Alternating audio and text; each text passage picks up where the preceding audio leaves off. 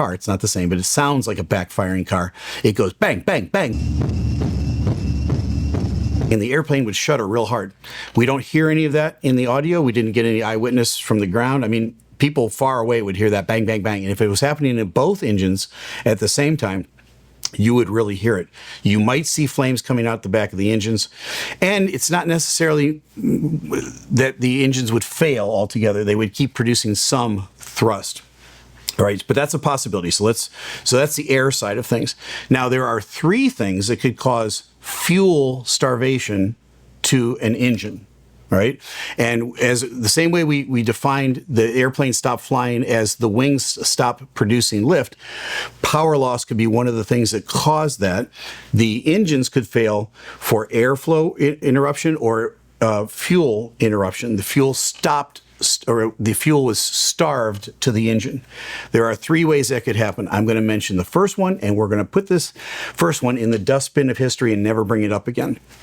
Every time I get to the gate and I park the airplane, I starve the engines of fuel to shut them down. We take the fuel control levers, and we take them from run, and we put them to shut off. That's one of the ways that you can starve an engine of fuel. Do I believe that that happened? No. Listen to me very carefully. I think anybody that suggests that, that's kind of a kooky theory. I'm just simply explaining it as one of the possible ways that fuel could be starved to an engine. I'm not saying that happened, and we're going to take that now and we're going to put it in the dustbin of history, and we're not going to come back to that. The other two now are much more plausible, and you're going to put a big P probable or a little p probable. That's your choice. I'm kind of split evenly between both of these, and one is one we've already talked about, which is fuel contamination. Is it possible that the fuel was contaminated? Yeah, it's always possible. That's something that I'm very concerned about. Fuel contamination would be the fuel in the entire airplane, which would lend itself to the fact that both engines could have failed because of that same contamination. Primarily, we think of water in the fuel, but it doesn't have to be just water. It could be any sort of contaminant. It could be twigs or branches or dirt, enough dirt in the fuel that it would clog up the system so that fuel couldn't get to the engine enough that the engines would starve of fuel and that they would flame out.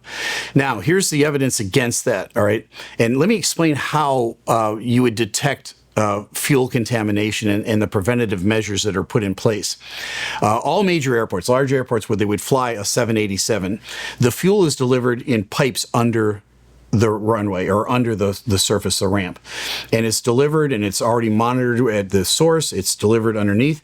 And then as it comes out in a little portal on the asphalt, a machine is run over and it's plugged in, and it's a very sophisticated machine.